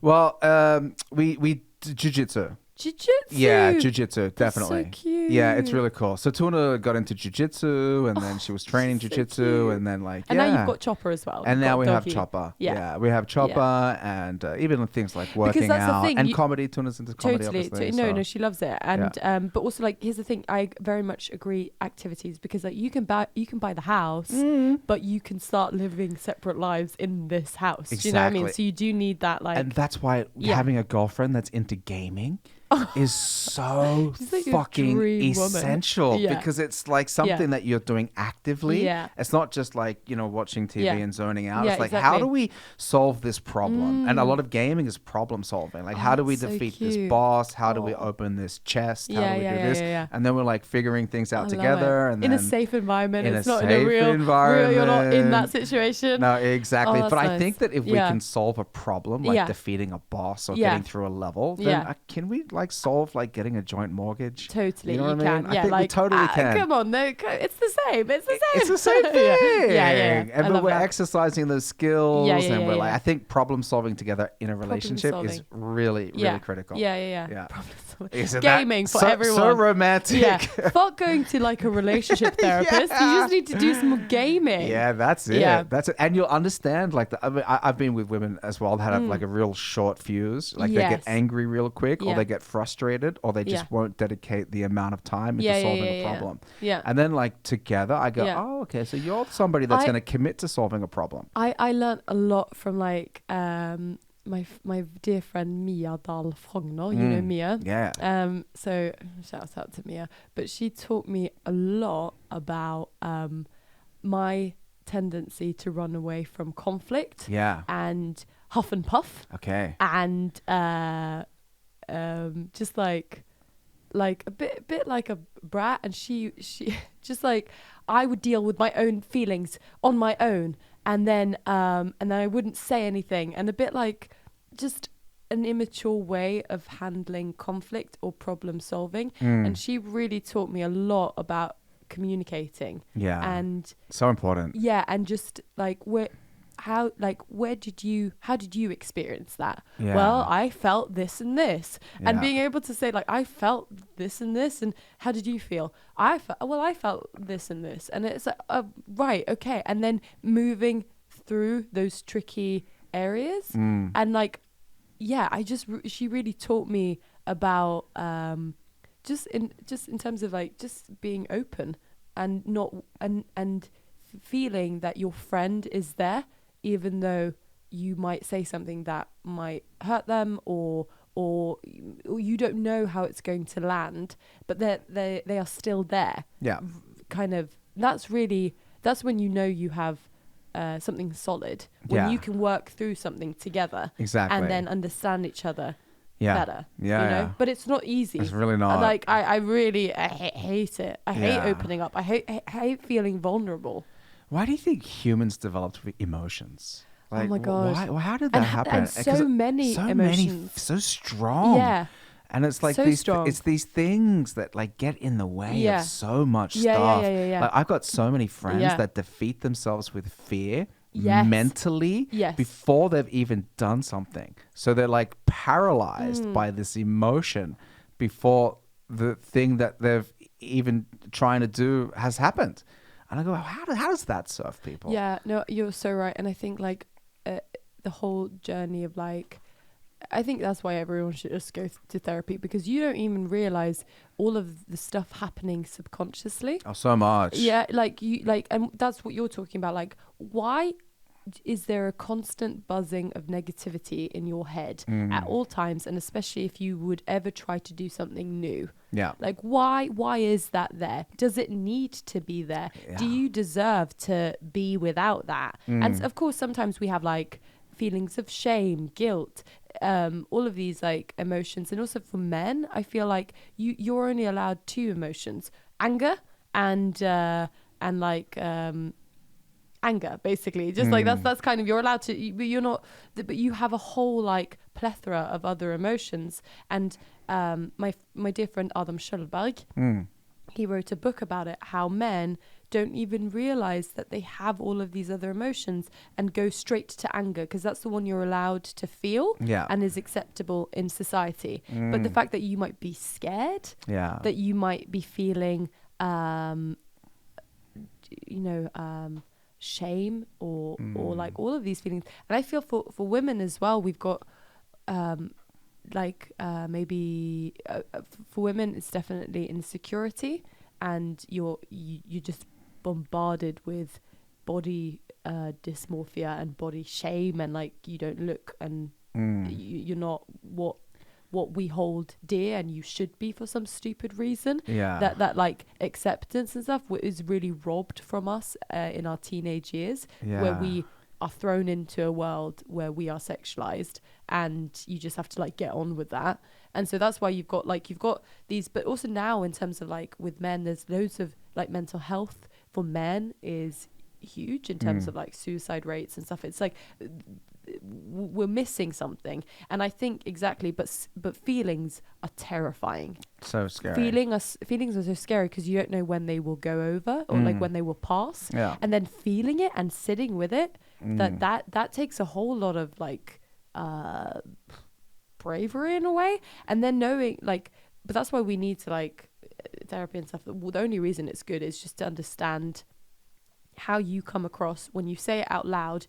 Oh, you realize it's real, because if you don't, it's just kind of circulating in your head and somewhere, and it's just gonna come show its ugly face at certain times, and then now it's over. I'm over, and then you have Charles the King who goes mental on a pen that's leaking. It's like, well, that's about something else. That's not about the pen. You know, I've been thinking about that. Yeah. And that's obviously his mum just died. Yeah, exactly. You know what I mean? Exactly. Like, Bless him. it's not about the pen. No, like it's not about the pen. He's fucking grieving. Yeah, he's grieving. Let him grieve. Let the man let him freak out over the pen, damn it. But don't you think we evolved emotions because we are, this is also what's tricky about human nature. We are designed and destined to live with other human beings. We are pack animals. Definitely. Like, whatever people say about I'm my own like island. I'm my own, but like lone wolf. Yeah, I'm a lone wolf. Oh. Yeah. So dumb. Lone wolves, they live in packs. So let's be honest, they get eaten. Yeah. But that's the thing. Like we are designed to live together. We don't survive if we're on our own, or maybe you befriend a koala bear. I don't know. Like if you're in the bush or whatever. Yeah, you get. There you go. You get slutty koala. No, but like so emotions are there to help us navigate relationships and survival, right? Yes. But certain feelings are, I think what I've realized growing up is you feel a certain way, and very often we think we are to blame, but often it might be the situation. So let's take Edinburgh. I just did Edinburgh. But you are in a pressurized environment where you're doing 26 shows and you're with a lot of other comedians, and it's intense and you're tired, and it's a lot, and that is a pressurized environment. Do you know what I mean? Yeah. So you will feel lots of feelings. Every day is a new adventure of feelings. If the show goes well, you feel ecstatic. If the show didn't land like you wanted it to, you feel devastated. And so having that like every single day, just this massive roller coaster of emotions, that's intense. So that's what I mean, like your feelings are you responding to the outside world, to your relationship with a person, and it's so annoying because you can't control how you feel. No, you're just responding to external stimulation, exactly, and situations. Exactly. Yeah. And then you're talking about trauma. Every day things happen, traumatic things happen to people, but we are not aware of it because in none of our lives is there sad music underscoring this will be a pivotal moment that you will remember for years to come. And that's why you can never go to Starbucks again, because that's where he dumped you. Like you don't realize that until years later, and you don't know what is traumatic. You just internalize it, and then you don't know how to deal, and you process it, and that's kind of, and then you realize, oh, that was very hurtful. What happened there? And how do I deal with that? Either you suppress it, ignore it, and then you freak out over a pen or whatever, like, or you deal with it and you cry, and that's horrible, but at least you deal with it. You face that fear, face that thing holding you down. You know what I'm thinking? Yeah. I'm thinking like so much emotional release in one form or another requires often some kind of physical release as well. Totally. Like either whether it's tears, and I know that like a lot of men that I do jiu-jitsu with, when they're you cry together? No, we don't cry together. We don't call it crying. No, we punch each other. But that's good. That's it. Yeah. No, but there's a lot of sweat. Yeah. So like it's like a release, a physical release of sweat. And I mean, I after I've sweated, I feel so much better. Like I've just gotten rid of and it stinks. Yeah. You know what I mean? Like when I was doing hot yoga and like I would smell my towel and it was disgusting. Yeah. And I just imagine like what kind of like feelings or what kind of like gunk or subconscious fucking emotional energy has just been released from my body in the form of this stinking sweaty towel. No, I remember I had like a reviewer in at a show for Edinburgh, and it was like a big reviewer, and I made it this really big thing in my head, right? And that's what we can do. We can be our best friend and our most inner saboteur. Yeah. And so I remember being really like stressed prior to the show, and then after I did the show, I came off and I just bawled my eyes out. And it wasn't that I had a reviewer in. It was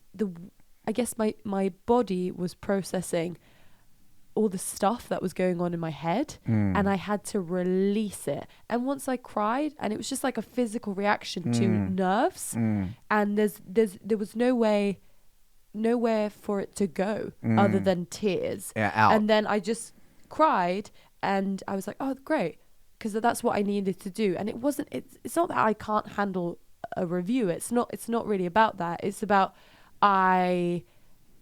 the situation in itself was a situation where I have control, but I don't have control over another person's opinions or their thoughts. Yeah. So, and I'm nervous and I'm feeling like, oh, I hope it goes well. And or what if it doesn't go well? And I was like beating myself up, and then your body carries that. Yeah.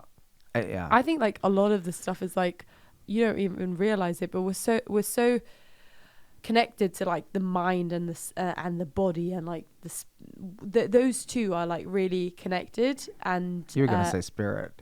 I was gonna say spirit, but what I mean by that is just like, well, together they are in a constant dialogue, Yeah, definitely. So if you are like how depression affects a body, and versus like, you need to kind of keep both of them kind of healthy, but luckily now I feel like we are much more open about mental health, because I always think about like my parents' generation. They grew up with my grandparents who survived a war. Just so go they're like, close to the... Oh, sorry. Yeah. My parents grew up with my grandparents who survived war, and they were like, you don't complain about anything. You didn't have war, so you just suck it up. Then you've got my generation, and we're much more like narcissistic in terms of like we need to win our parents' approval. And then luckily I feel like the newer generation, they're much more in tuned to like mental health, and that it's okay to have these feelings, and we're not to be ashamed of them. It can get better. It's not where it needs to be. But I do think it's going in a better direction. Except when I see people kind of glamorizing mental health on Instagram and shit like that. That to me is like, it's the same thing we were talking about. It's just like, it's virtue signaling sometimes. It's virtue signaling. Yeah. I love that word, virtue signaling, because it's exactly what it is. It basically means I feel sad and depressed, but I've put on my gala gown to illustrate how I'm feeling. Yeah. You know where I feel like people virtue signal as well sometimes is when they mark themselves safe. Yeah. Do you know what I mean? I go, you weren't even fucking out that night. I know where you were. You were at home, and I know you're just like marking yourself safe because you want to fucking get involved in this thing, and it's going to get attention. Everyone's going to go, thank God you're okay. Were you there? Oh no, I wasn't there. I was at home. It's like, okay, well, you know what I mean? I kind of see through some of that stuff. Yeah, I feel like, sometimes it just... it's like you want to get involved in something that's big and say that... And anyone like talking too much, I always find it, anyone kind of like just using a social media as their therapy outlet it's tough. And I was thinking about this the other day, like, why do I find it makes me go because I just think it's not the forum for it. I think if you seriously have issues, and of course express it in however you want to, but like a 3-page post I think should go somewhere else. Just it should go in your diary. Yeah, it should go in your diary. You got to get some shit out. Some of it is bullshit. Do some what the fuck taekwondo? What did you do? Jiu-jitsu. Do some jiu-jitsu. Do some Sweat Wim it Hof out. breathing. Go to the sauna. But like I'm not. One thing that you said that made me think about something was when you were talking about the reviewer in Edinburgh. Yeah, and you were talking about like you're thinking about what this person's going to write and what they're going to say and all that sort of stuff. Do you subscribe to like Stoic belief? You know what Stoicism is? I do, but explain your meaning. Yeah. Okay, so like it's something that's kind of like, I studied philosophy at university. Oh, did you? I did, and it was one of the few philosophical beliefs that like really spoke to me. And the essence of Stoicism is only focus on what you can control. Yeah. Anything else that you can't control, don't worry about it, because it's not within your realm of power to do something about.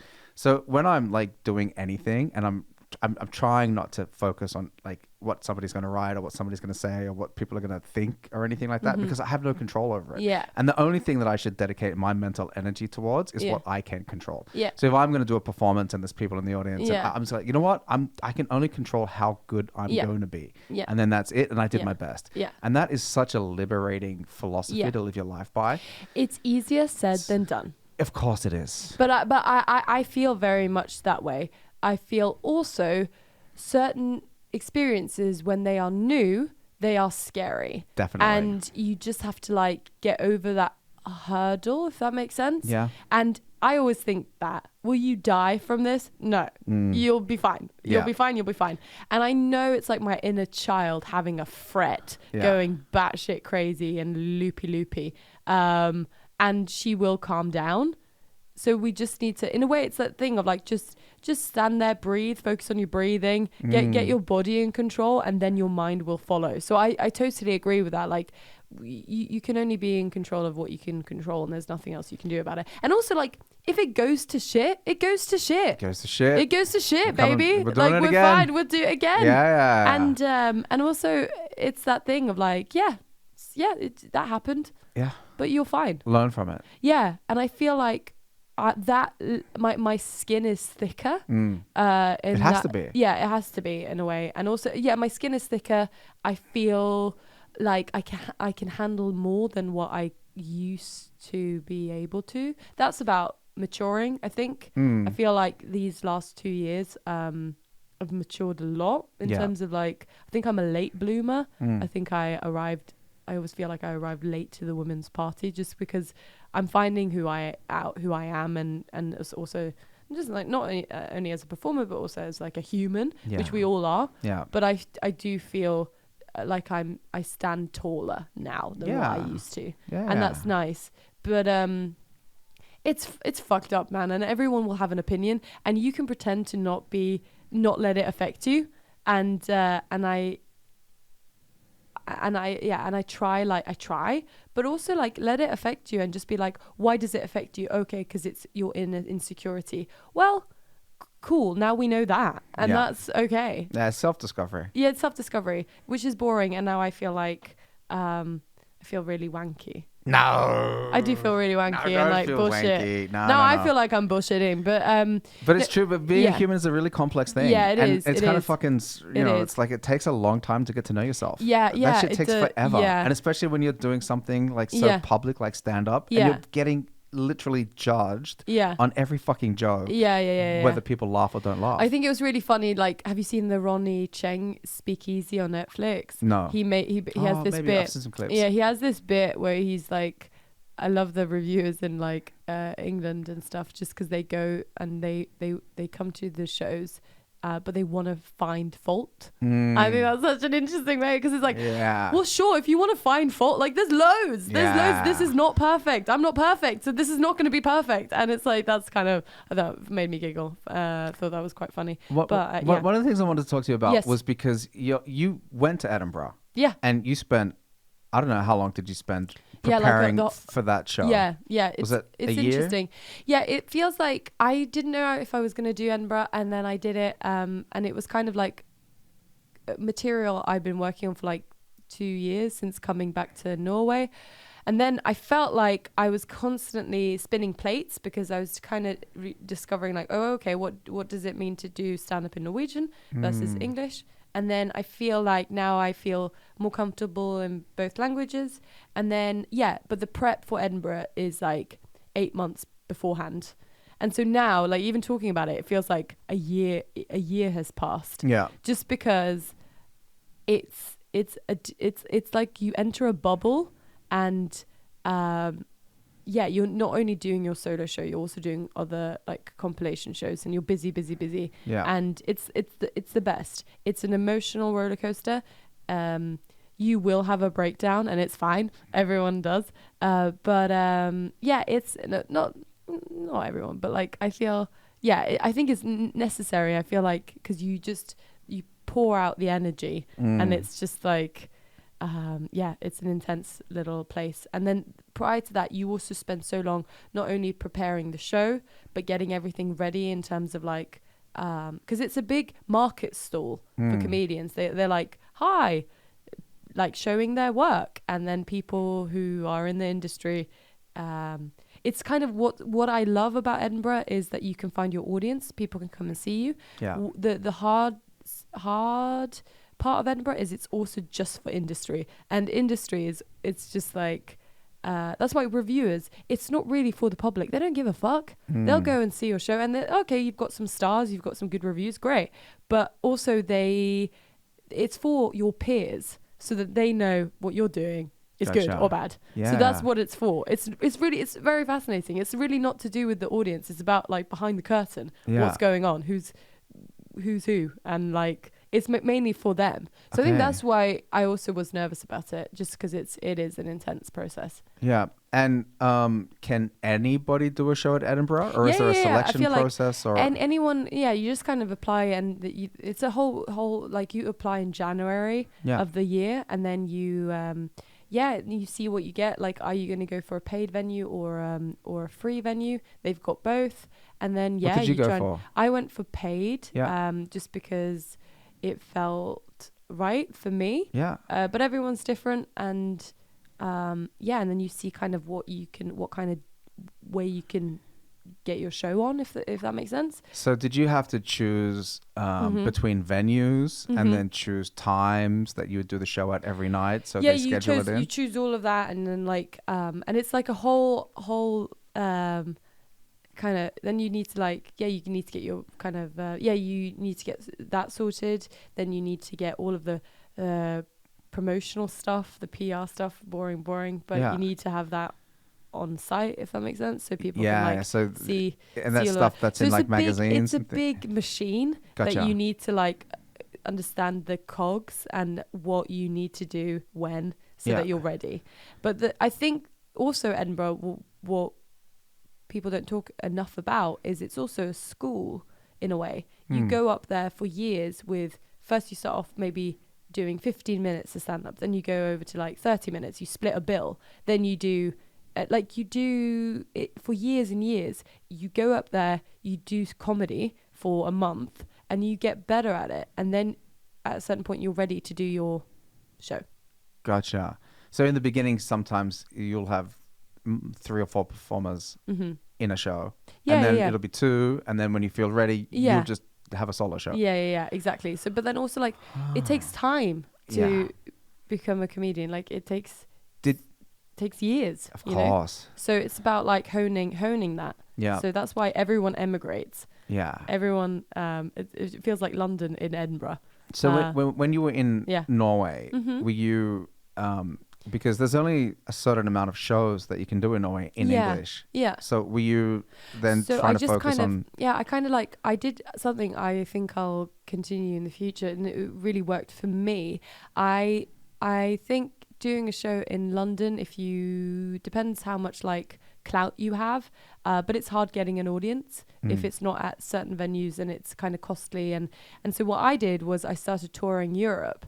So I did Berlin, Copenhagen, Munich, and all of these different places, and I took my show there. And what was great was it's like an expat audience, so you know if it works in like if the audience are Australian, American, English, and European, and they are laughing, it's bulletproof. Nice. So that to me was a really useful way of working. And were you doing the whole show? Yeah. So it was like an hour or something like that? Yeah, an hour. In Munich, I did 2 hours, which was insane. But that was just also loads of crowd work and just lots of fun. But like it's really weird. Like that after the pandemic became more normal, because when one city closed, where could you go? And Europe is so, it's like a compound of lots of countries, and the rail is great, so you can get to these different cities without much hassle. And so that was the best option for me. And then I did it in Oslo about 3 times, and I worked with a director, and I ran that show so many times, and then I felt like it was ready. And then that's the thing, you don't want to go up to Edinburgh with a show that you feel isn't tight or isn't ready. Yeah. And by tight and ready, I mean it's had time to come together. Yeah. And you can't fake that. No. You can't fake kind of 8 months of pre kind of touring or work in progresses, because people can also tell, like, this has been thought out, this has been worked through. People can tell the quality, versus something that's just kind of put together. So that was really important. And then the question I got a lot coming back to Norway was, oh, did you feel like the material changed while you were up there? And I don't think I was happy with the show. I think in terms of like the written aspect of it, I think what changed was my confidence in doing it. Gotcha. So, after you've done it a few times, you know it's working. And after 26 times, all of like the fat kind of ebbs away and is like kind of you don't have room for it. So it's a really tight show by the end. And so I think what grew was my ability to play and to play the room. Gotcha. So that's what I feel changed. And the show is the show, but my ability to like own that and share my whatever, I don't want to say story, but like just like tell that like, because it was kind of a bit of a story. It was all about like how I moved back to Norway in the pandemic and kind of figured out my life. I got a question for you. Yeah. What were the benefits of working with a director? Oh, hands down, always working with a director. Always, really? always. Okay. Find someone who you can trust. Yeah. And was the director another comic? No, actually, much more of a comedian. Like, he's directed comedy before, but he actually had a theatrical background, and I really appreciated that. Yeah. And it didn't mean that the show was theatrical in any way. He really respected what I'd written and the show. But his name is Espen Alkenes, and he is fantastic at being able to see what you're trying to write, what the story. Yeah. And he really is great at seeing the whole picture. Yeah. Because even if you are like, you don't have to tell a story, but even if you're doing an hour show, there is some element of people. There is some element of arc, no matter, even if it's jokes. There is some element, there is some order to when the pace, because that's what jokes are, is like the pace. Yeah. Like the laughs, when are they coming quick? When are they coming after a bit of premise? Like that's music. That's basically composing kind of music. And so you do, it is essential to have someone, an outside eye, just be able to go, right, this is what you should, this strengthen this, tone down that. You don't need that. Like, to be able to just see it, because you yourself, you're in your own head. Yes, you can see how the audience is affected, but in terms of just having that like outside eye, I think it's essential. Wow. So okay. hands down. So hands down, go with the director. Damn. Yeah, that's pretty interesting, because I always wondered, like, is it something that like they're gonna try to enhance your movements or the story no, or not at all. tweak things? Like, because the jokes are the jokes. I wrote the jokes, but in terms of like the fact that it was a bit of a story. It was a very simple kind of show. I'm very proud of it, but it was very much like, I moved back home. I started therapy. This is what I discovered about myself, and bish bash bosh. It was a very kind of simple linear show. But the how is like, that's what's cool about like stand up, and how you write and how you kind of, the jokes and stuff that we eventually decided on would make it in the show. But I feel like it gave me a sense of course, because the thing is, you're on your own. You know, you're doing it on your own. You're kind of, as a stand up, you're a writer, director, actor, all of it. You're doing all of it. And so it helps to know that someone also is looking at it, and it just feels stronger. It feels like it's a project that kind of then, the product, the end show became stronger for it. And if you don't feel that way, working with a director, it feels invasive and you don't like it, then don't. But for me, it made the show better. Yeah. And was Edinburgh, was it like a financially successul thing to do for me? For you? It was, yes. But I've done Edinburgh's where it's gone tits up. Yeah, okay. I've done it all. I've done all of the, like, I feel like I've made all of the mistakes. Gotcha. And it just means like. So you've got a lot of experience at that particular festival. I think this was my 7th year. Oh, so I've done really? this a few times. Yeah. And I've done it with plays. Yeah. Not all stand up. This is like my kind of proper stand up show. But prior to that, I did like character. I did improv a lot. We made this quite successful show in Edinburgh, and it was kind of like very improv based kind of show. And then we did I did lots of different things up there, because that's what I mean. Like, you can get stuck in. It's like a mecca for performers. It really is. And then, I've done the free fringe. I've done paid fringe. It's all the same. I feel like for me, it's all about like going up there, growing your audience, and just creating. It is a real learning curve, and you feel like it's exciting to share an hour. It's exciting to tell a different story. It's exciting for you as a comedian. It's interesting as in terms of like, I had people come back who saw me last in 2016 and they came back this year. Yeah. And you're like, why? But also amazing. That's great. Yeah. But it feels like also like for you as a performer, it feels pivotal, because each time you write a show, it's stronger. Each time you've learnt from previous things that you were like, I could have done that better. I could have done this.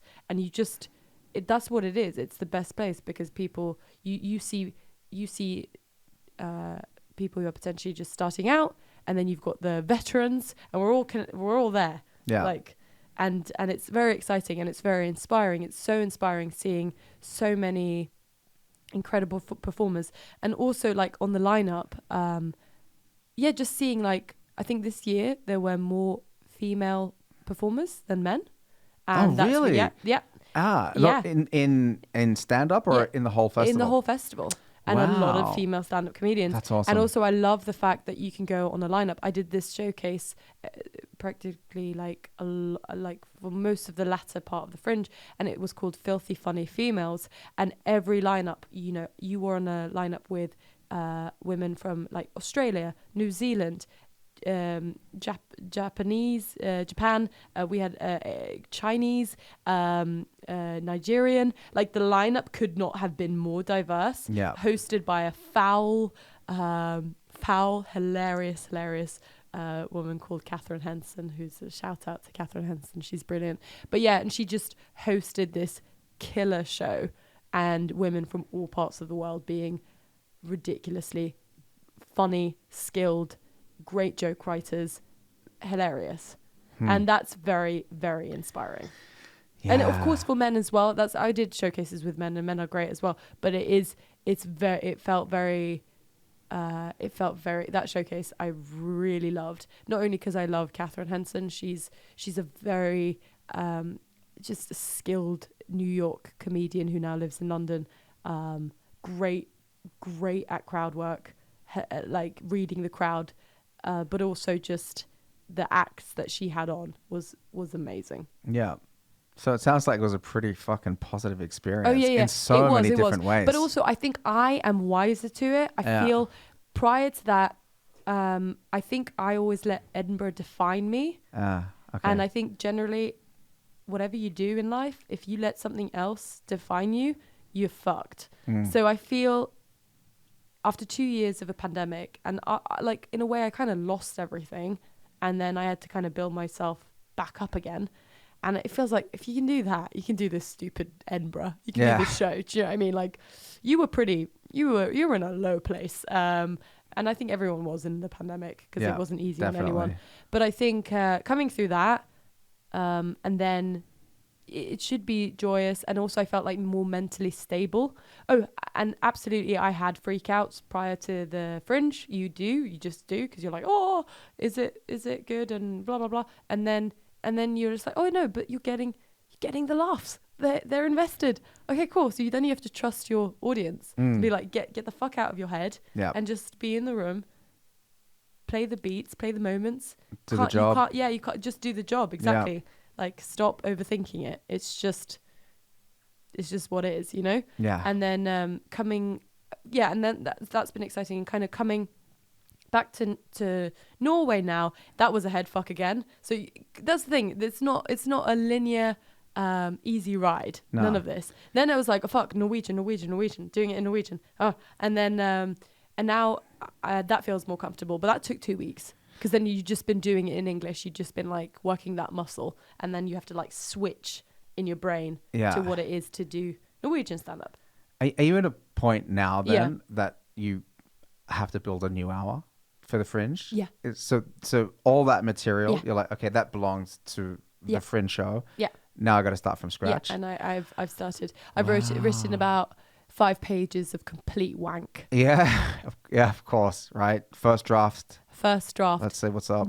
Yeah. I think that's kind of exciting too, right? Yeah. I mean, I don't know, like. No, it is. If like once you've done with the material and you've done everything, you've done the show, you did it, you had that experience. Mm-hmm. Kind of nerve-wracking, but exciting to like begin again, like start from. It is, and it's like that's what I said. I was having coffee with Bjorn Henning, and I was saying that I'm in an existential "who the fuck am I" kind of vibe. Yeah. But from there, instead of like panicking, I'm just like, but something will come. It always comes. I always feel like that when emceeing as well. Something will come. The fun will come. Don't chase it. I think I learned this from improv, and it's still something I'm trying to use. But like, don't rush. Don't let like imagine it like you've got a dog on a lead. Don't try and like follow the dog. Just let go of the dog. And I love that because it's the same thing. Yeah. Don't worry. It'll come. The funny will come. You'll find the funny. That as an MC, I think is really useful. And in terms of like writing and like, but what is it about this one idea? Don't rush it, because I have a tendency to go for the joke. I want the joke now, and it's like no, but like what more is there to find? Be more exactly like we're talking about like mission statement versus more like that energy of like, well, what is it? Being softer. Yeah, that I think helps creativity and discovering nuances that I maybe necessarily wouldn't have found if I just go straight ahead. Like, there it is, you know? But it's like, no, but like maybe it's a longer bit. Maybe if you look at it from this way or this way, there's more of a push and pull. Yeah. Yeah, that sounds good. Pernille, let's wrap it up. Yeah, sorry, I just realized it's like 1:30. This is interesting. It's fun. Yeah, it's really good. You're welcome. I love doing the podcast because I get to talk to people that, you know, do things that I admire and that I love, and, you know, fucking pick their brains and learn so much and have a good chat about all kinds of shit. How long did we do?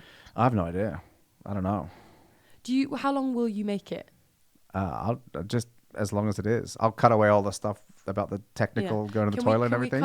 I feel very, very bad. Well, let me just end it and then. Oh, fuck. Yeah. Oh, we're still rolling. We're still rolling. There's your camera. You're on right now. And you have Pernille. to cut this. No, I'm not cutting this bit. Pernille, thank you so much for being a guest. I hope you had a good time. This is like the.